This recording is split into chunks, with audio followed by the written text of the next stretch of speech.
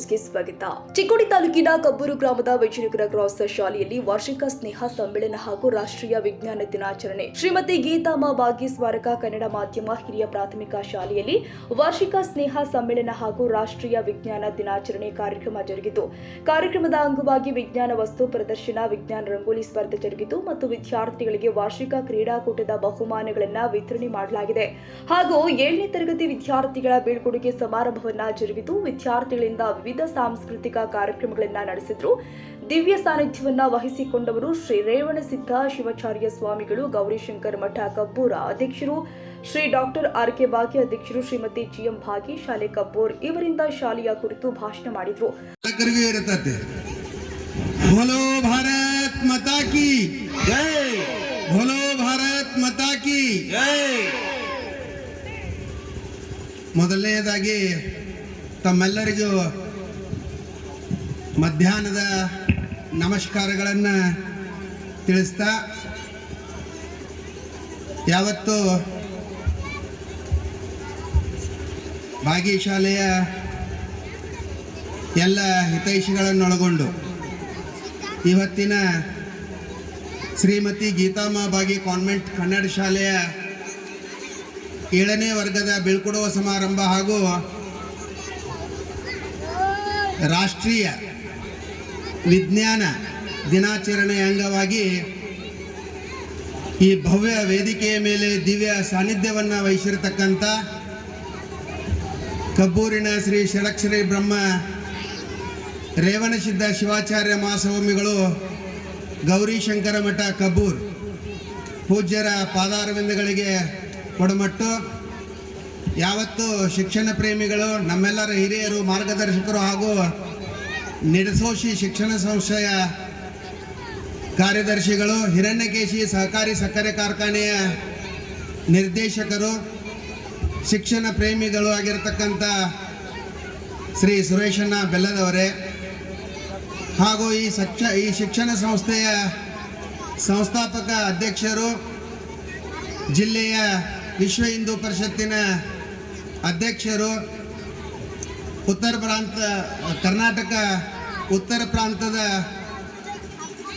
ಸಂಯೋಜಕರಾಗಿರ್ತಕ್ಕಂಥ ಸನ್ಮಾನ್ಯ Shri doctor RK. ಭಾಗಿಯವರೇ, ಹಾಗೂ ಜಾಗನೂರಿನ ಕ್ರಿಯಾಶೀಲ ಅಧ್ಯಕ್ಷರಾಗಿರ್ತಕ್ಕಂಥ ಗ್ರಾಮ ಪಂಚಾಯತಿ ಅಧ್ಯಕ್ಷರಾಗಿರ್ತಕ್ಕಂಥ ಲಕ್ಷ್ಮಣಣ್ಣ ಮಂಗಿ ಅವರೇ, ಹಿರಿಯರಾಗಿರ್ತಕ್ಕಂಥ ಹಾಗೂ ಗ್ರಾಮ ಪಂಚಾಯತಿಯ ಉಪಾಧ್ಯಕ್ಷರಾಗಿರ್ತಕ್ಕಂಥ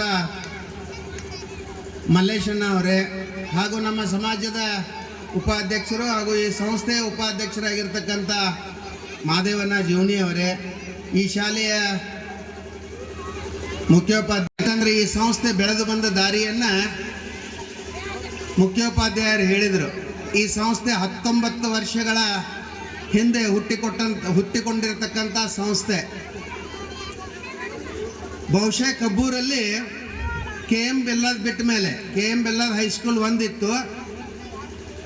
ಆ ಸಂಸ್ಥೆ ಹುಟ್ಟಿದ ಮೇಲೆ ಗ್ರಾಮೀಣ ಮಟ್ಟದಲ್ಲಿ ಬಡ ಮಕ್ಕಳಿಗೆ ವಿದ್ಯಾರ್ಜನೆಯನ್ನು ಮಾಡಬೇಕಂತ ವಿಚಾರ ಮಾಡಿದಂಥವರು ಪೂಜ್ಯನೀಯ ಮಲ್ಲಪ್ಪಜ್ಜನವರು ಮತ್ತು ಗೀತಾ ಅಮ್ಮನವರು. ಯಾಕೆಂತಂದ್ರೆ ಎಲ್ಲಿ ವಿದ್ಯೆಯನ್ನು ಕೊಡ್ತಕ್ಕಂಥ ಭಾವನೆಗಳಿರ್ತಾವ, ಅವರು ಮಾತ್ರ ವಿದ್ಯಾರ್ಥಿ ಮತ್ತು ಆ ವಿದ್ಯೆಯ ಬಗ್ಗೆ ಗಮನ ಹರಿಸ್ತಾರೆ. ಆ ನಿಟ್ಟಿನಲ್ಲಿ ಈ ಸಂಸ್ಥೆ 19 ವರ್ಷಗಳ ಹಿಂದೆ ಒಂದು ಸಣ್ಣ ಕೊಠಡಿಯಲ್ಲಿ ಸಂಸ್ಕಾರಭರಿತವಾದಂಥ ವಿದ್ಯೆಯನ್ನು ಕೊಡುವುದರ ಜೊತೆಗೆ 19 ವರ್ಷಗಳನ್ನು ಪೂರೈಸಿದೆ. ಗ್ರಾಮೀಣ ಮಟ್ಟದಲ್ಲಿ ಒಂದು ವಿದ್ಯಾಸಂಸ್ಥೆಯನ್ನು ಹುಟ್ಟುಹಾಕುವುದು ಅಂತಂದ್ರೆ ಬೆಂಕಿಯಾಗ ಕೈ ಹಾಕಿದಂಗೆ. ಯಾಕೆಂತಂದ್ರೆ ಎಲ್ಲ ಸಂಸ್ಥೆಗಳನ್ನು ನಾವು ಕಟ್ಟಬಹುದು, ವಿದ್ಯಾಸಂಸ್ಥೆಯನ್ನು ಕಟ್ಟೋದು ಬಹಳಷ್ಟು ಕಷ್ಟ ಇದೆ. ಯಾಕೆಂತಂದ್ರೆ ಇಲ್ಲಿ ಕುಡು ಭಾವನೆ ಬೇಕು, ಇಲ್ಲಿ ಏನು ಹುಟ್ಟಂಗಿಲ್ಲ. ತಗೊಳ್ಳೋ ಭಾವನೆ ಇದ್ರೆ ಸಂಸ್ಥೆಯನ್ನು ಹುಟ್ಟಾಕೋಕ್ಕಾಗೋದಿಲ್ಲ, ಇಲ್ಲಿ ಕುಡು ಭಾವನೆ ಬೇಕು. ಅದಕ್ಕೆ ಹೇಳಿದಾರ, ಹರಿ ಮುನಿದರೆ ಗುರು ಕಾಯುವನಯ್ಯ, ಗುರು ಮುನಿದರೆ ಹರಿ ಕಾಯನಯ್ಯ. ಸರ್ ಏನು ಕೊಡ್ತಾರೆ ಮಕ್ಕಳಿಗೆ? ನಿಮಗೇನು ಕೊಡ್ತಾರೆ? ಗುರುಗಳು ನಿಮಗೇನು ಕೊಡ್ತಾರೆ? ವಿದ್ಯಾಭ್ಯಾಸವನ್ನು ಕೊಡ್ತಾರೆ. ಇಲ್ಲಿ ಎಲ್ಲರೂ ಕೊಡೋರನ್ನೇ ಇರಬೇಕು. ತಗೊಳ್ಳುವಂತ ಅವಕಾಶಗಳು ಇಲ್ಲಿ ಇರಂಗಿಲ್ಲ.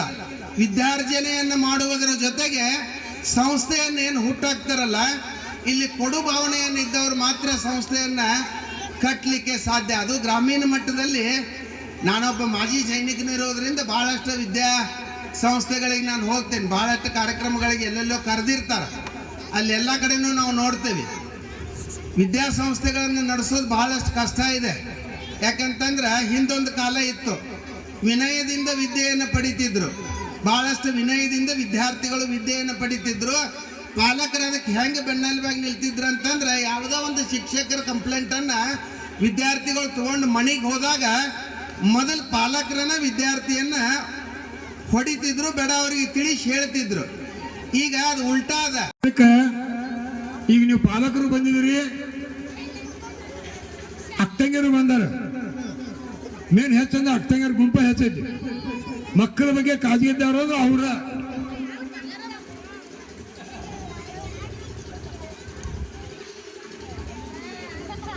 ಎಷ್ಟು ಮಕ್ಕಳ ಬಗ್ಗೆ ನೀವು ಕಾಳಜಿ ತಗೋತಿರಲ್ಲ, ಅಷ್ಟು ನಿಮಗಾರು ಒಳ್ಳೇದಾಗದನೈತಿ. ಮತ್ತು ಸ್ಕೂಲ್ ಬಗ್ಗೆ ನಿಮಗೇನ ಹೇಳೋದು ಏನಂದ್ರೆ, ಒಂದ ಸರಿಯಾಗಿ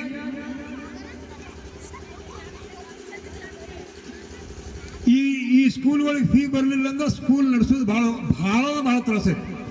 ಯಾಕಂದ್ರೆ 31ನೇ ತಾರೀಕು ಅಂಕತಕ್ಕ ಅವ್ರ ಪೇಮೆಂಟ್ ನಾವು ಮಾಡಬೇಕು. ಯಾರ ಅಪ್ಪಗೂ ಬಿಡೋದಿಲ್ಲ. ಅದು 1 to 7th ಅಂದ್ರೆ ಮಿನಿಮಮ್ ನನ್ನ ಲೆಕ್ಕ 15 ಗುರುಗಳು ಬೇಕಾಗ್ತಾರೆ. ಚಲೋ ಅಂತ ಗುರುಗಳನ್ನ ಬೇಕು. ಚಲೋ ಅಂತ ಗುರುಗಳು ಬರ್ಬೇಕಾದ್ರೆ ಅವ್ರೇನು ಹಗರ ಅಗ್ನಿ ಇದೆಲ್ಲ ಬರಂಗಿಲ್ಲ. ಅವರು ಪೇಮೆಂಟ್ ತಮ್ಮದು ಇದರಲ್ಲೇ ಇಟ್ಟೇ ಬರ್ತಿರ್ತಾರು. ಇದಕ್ಕೆ ಏನಾಗಬೇಕಾಗುತ್ತೆ, ನೀವು ಸರಿಯಾಗಿ ನೀವು ಮಕ್ಕಳ ಫೀ ಸರಿಯಾಗಿ ಏನಾದ್ರು ತುಂಬಿದ್ದ ಅಂತಂದ್ರೆ ಈ ಏಡೆಡ್ ಸ್ಕೂಲ್ಗಳು ಈಗಿನ ಪರಿಸ್ಥಿತಿಯಾಗ ನಡೀತಾವಿಲ್ಲ. ಏಡೆಡ್ ಸ್ಕೂಲ್ ಭಾಳ ಹೋಯ್ತೈತಿ. ಭಾಗಿ ಡಾಕ್ಟರ್ ಬಗ್ಗೆ ಹೇಳುದು ಏನಂದ್ರೆ, ಅವರು ಮಸ್ತ್ ಈ ಸ್ಕೂಲ್ ಭಾಳ ಡೊನೇಟ್ ಮಾಡಿದಾರ. ಅವರು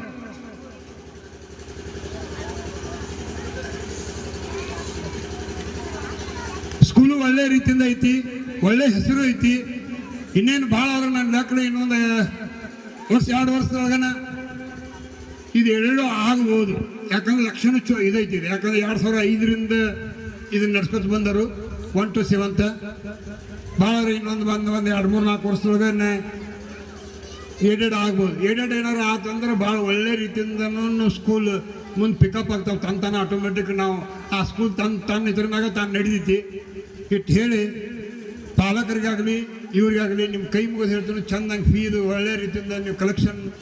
ಅತಿಥಿಗಳು ಶ್ರೀ ಸುರೇಶಣ್ಣ ಬೆಲ್ಲದ, ನಿರ್ದೇಶಕರು ಹೀರಾ ಸುಗರ್ ಸುಂಕೇಶ್ವರ, ಶ್ರೀ ಲಕ್ಷ್ಮಣ್ ಮಂಗಿ ಅಧ್ಯಕ್ಷರು, ಗ್ರಾಮ ಪಂಚಾಯತ್ ಜಗನೂರು ಹಾಗೂ ಶಾಲೆಯ ಆಡಳಿತ ಮಂಡಳಿ ಹಾಗೂ ಶಾಲೆಯ ಮುಖ್ಯೋಪಾಧ್ಯಾಯರು ಆದ ಶ್ರೀ ವಿಠಲ್ ತೇರದಾಳೆ, ಶಾಲೆಯ ಬೋಧಕೇತರ ಸಿಬ್ಬಂದಿ ವರ್ಗದವರು ಉಪಸ್ಥಿತರಿದ್ದರು. ಕನ್ನಡಿಗರ ಮೆಚ್ಚಿನ ನಿಮ್ಮ ಎಜೆ 24/7 ನ್ಯೂಸ್ ಕನ್ನಡ ವಾಹಿನಿ ಇದೀಗ ಟಿವಿಯಲ್ಲಿ ಲಭ್ಯ. ವೇಳೆ ನೋಟಿಸ್ ಕೊಟ್ಟಿದ್ರೆ ವಾಪಸ್ ತಗೋತೀವಿ. ಇವತ್ತು ವಕ್ಫ್ ಪ್ರಾಪರ್ಟಿ ಅಂತೇಳಿ ಬರ್ತದೆ ಅಂತ ಹೇಳಿದ್ರೆ ರೈತರು ಬೀದಿಗೆ ಬಂದ್ರೆ ಏನ್ ಮಾಡ್ಬೇಕಾಗತ್ತೆ? ಯಾರು ವೋಟ್ ಹಾಕಲಿಲ್ಲ ಅಂದ್ರೆ ಗ್ಯಾರಂಟಿನೆಲ್ಲ ಸ್ಟಾಪ್ ಮಾಡ್ಬಿಡ್ತೀವಿ.